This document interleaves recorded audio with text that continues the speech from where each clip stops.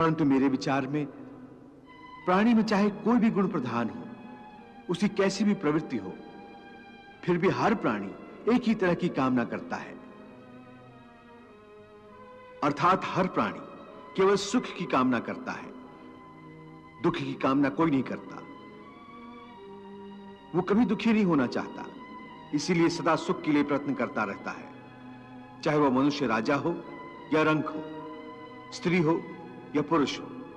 तुम ठीक कहते हो अर्जुन कि सब सुख की कामना करते हैं, परंतु सुख की परिभाषा हर एक व्यक्ति की प्रवृत्ति और रुचि के अनुसार बदल जाती है। नहीं होता, ना सुख स्थायी है ना दुख स्थायी है। परंतु हे केशव, क्या सुख स्थायी नहीं हो सकता?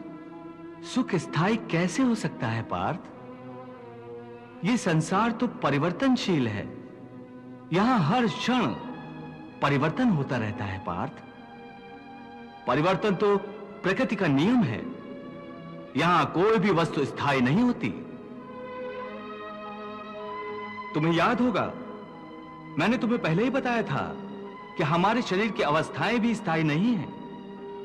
फिर सुख और दुख कैसे स्थायी हो सकता है? हे पार्थ, यदि तुम मोह के अधीन हो गए हो तो निष्काम कर्मयोग कैसे अपनाओगे? तुम्हारी बुद्धि पर जो मोह के अंधकार का पटल छा गया है, उसे ज्ञान के प्रकाश से हटा दो और अपनी बुद्धि को मोह के दलदल से बाहर निकालो। हे पार्थ, यदा ते मोह कलिलम बुद्धिर्व्यतितरिष्यति तदा गंतासि निर्वेदम श्रोतव्यस्य। हे पार्थ, मोह बुद्धि का अज्ञान होता है और इसी अज्ञान के कारण मनुष्य भौतिक आकर्षण में फंस जाता है। वो जानता नहीं कि देह तथा समस्त भोग नश्वर हैं, मिथ्या हैं। जब मनुष्य सत और असत अथवा नित्य और अनित्य का भेद जान जाता है, तब वो निरासक्त हो जाता है। केशव, एक और तो तुम मुझे ये सिखा रहे हो कि ये रिश्ते नाते सब चंद दिनों का दिखावा है, और दूसरी ओर अभी अभी तुमने ये कहा कि संबंधों और रिश्तों से ही भावनाओं का स्रोत फूटता है। कहा था ना? हाँ, और मैंने ये कहा था कि कर्म करने के लिए किसी न किसी भावना का होना जरूरी है, और भावना के लिए रिश्ते नातों की आवश्यकता है, क्योंकि किसी न किसी रिश्ते की जड़ से ही तो भावना पैदा होती है। इसलिए यदि मनुष्य सारे रिश्ते तोड़ देगा, अपनी भावना को त्याग देगा, तो फिर वो कर्म किसके लिए करेगा? अपने धर्म के लिए। धर्म के लिए? हाँ, अपने धर्म के लिए। अर्थात धर्म के लिए भावना की आवश्यकता नहीं होती? नहीं, धर्म के लिए भावना की नहीं, बल्कि अपने कर्तव्य के ज्ञान की आवश्यकता है। इस बात की आवश्यकता होती है कि मनुष्य समझ ले कि उस परिस्थिति में उसका कर्तव्य क्या है।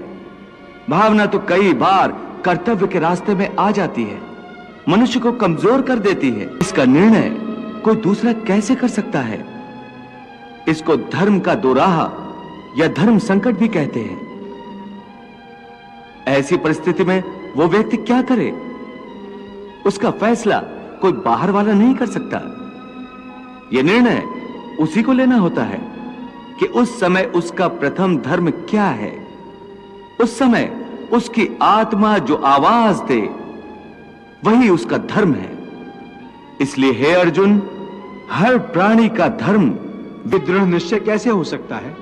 विश्वास से। किसमें विश्वास से? परमात्मा में विश्वास से, सत्य में विश्वास से, अपने धर्म में विश्वास से। जब अपने धर्म अर्थात कर्तव्य को जान लोगे, तो फिर दृढ़ निश्चय होकर अपने धर्म पथ पर, अपने कर्तव्य पथ पर आगे बढ़ोगे। फिर तुम सुख दुख, हानि लाभ, जय पराजय को एक जैसा ही समझकर अपने पथ से डगमगाओगे नहीं। हे संजय, अपने परमात्मा की प्राप्ति की इच्छा प्रत्येक मनुष्य को होती है। मेरे मन में भी ये इच्छा है, परंतु परमात्मा का साक्षात्कार मुझे आज तक नहीं हुआ। कैसे होगा महाराज? क्यों? मैं अंधा हूं इसलिए? नहीं महाराज, अपने प्रभु के दर्शन के लिए तन की नहीं, मन की आंखों की आवश्यकता होती है। परंतु आपने तो अपने अंतर चक्षु बंद कर रखे हैं, फिर आपको प्रभु का साक्षात्कार कैसे हो सकता है? और मन की आंखें खुली न हों तो प्रभु आंखों के सामने भी हों तो दिखाई नहीं देते हैं। तू इस मन का दास न बन, इस मन को अपना दास बना ले। तू इस मन का दास न बन, इस मन को अपना दास बना ले। वाह प्रभु वाह! उसके हाथों में मोह माया का जाल है, जिसे वो मनुष्य की कामनाओं पर डालता रहता है और उसे अपने वश में करता रहता है। ये मन शरीर से भी मोह करता है, अपनी खुशियों से भी मोह करता है और अपने दुखों से भी। ये पार्थ प्राणी के लिए आवश्यक है कि प्राणी अपने मन को काबू में करके अपने अंतर में झांक कर आत्मा को देखे। तब उस आत्मा के अंदर उसे परमात्मा का प्रकाश स्पष्ट दिखाई देगा।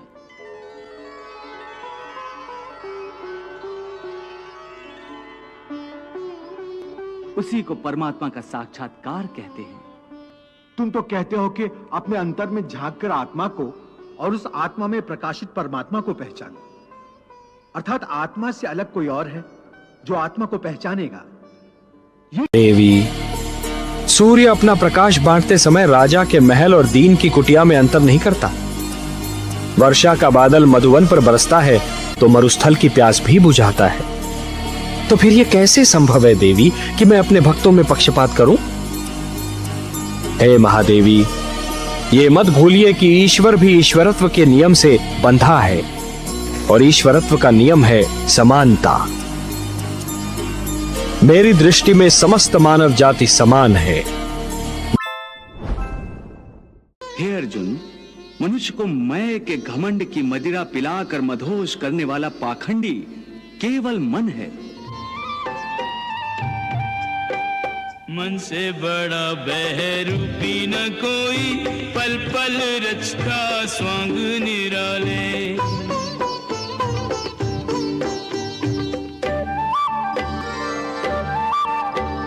माया ममता में उलझा रहे वो, पड़ जाए जो मन के पाले।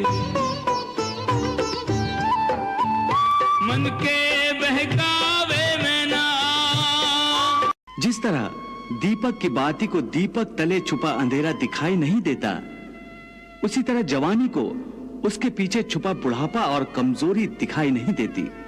किसी भी प्राणी को उसका मन जीवन के अंत तक अपने जाल से निकलने नहीं देता। रस्सी में बांधकर उसे तरह तरह के नाच नचवाता रहता है। वो जीव को इतनी फुर्सत भी नहीं देता कि वो अपने अंतर में झांक कर अपनी आत्मा को पहचाने और आत्मा के अंदर जिस परमात्मा का प्रकाश है उस परमात्मा का साक्षात्कार करे। हे केशव, ये सब मानकर भी कि आत्मा नित्य, सनातन और अजन्मा है। चित्र में 18 अक्षौहिणी सेना आमने सामने, एक तरफ अधर्म का सिंहासन, दूसरी तरफ सत्य की हुंकार। और तभी रणभूमि के बीच एक रथ आगे बढ़ा। रथ के आगे स्वयं कृष्ण खड़े, शांत चेहरे में प्रलय छुपाए। पीछे गांडीव लिए अर्जुन अड़े, पीछे गांडीव लिए अर्जुन अड़े, जिनके तीर मृत्यु बनाए। और उसी क्षण युद्ध नहीं, प्रलय शुरू हुआ। शंख बजे, धरती कांपी, नदियां रक्त से भर गई। कौरव सेना गर्ज रही थी, भीष्म मृत्युबन चल रहे थे। जहां भी भीष्म पड़ते जाएं, पांडव सैनिक कटते जाएं। तीरों की ऐसी वर्षा थी, सूरज की रोशनी रुक जाए। अर्जुन भी कुछ पल ठहर गए अपने ही पिता माह को देख। तभी कृष्ण क्रोध में गरजे, शिखंडी आगे बढ़ता जाए, अर्जुन गांडी खींचता जाए, सैकड़ों बाण गिरे गगन से, भीष्म का शरीर छेद जाए। फिर भी चेहरे पर शांति थी, धरती ने उनको छुआ नहीं, तीरों की शैया छुआ नहीं। द्रोण ने चक्रव्यूह रचा, मृत्यु का ऐसा जाल जिसमें प्रवेश मतलब अंत। घूमती हुई सेना हर द्वार, महारथी खड़े थे और उसी समय अभिमन्यु आगे आया युवा, लेकिन आंखों में अर्जुन का तेज, चरण भी उसकी गति से चौंक उठे, गण के प्रहार भी बेअसर। गदा चली तो सैनिक गिरे, तलवार उठी तो रथ टूटे, युद्ध के नियम पहिया उठाया, घायल होकर भी लड़ता जाए, चारों ओर से वार जाए, फिर पीछे से वार किया गया। 7 महारथी, एक अकेला बाल, एक बाल, फिर एक प्रहार और अभिमन्यु गिर गया। कुरुक्षेत्र कुछ पल शांत हुआ, जैसे समय भी रो पड़ा। उस दिन सिर्फ एक योद्धा नहीं मरा था, पांडवों का भविष्य गिरा था, और दूर कहीं अर्जुन अभी अनजान था कि उसका संसार टूट चुका था।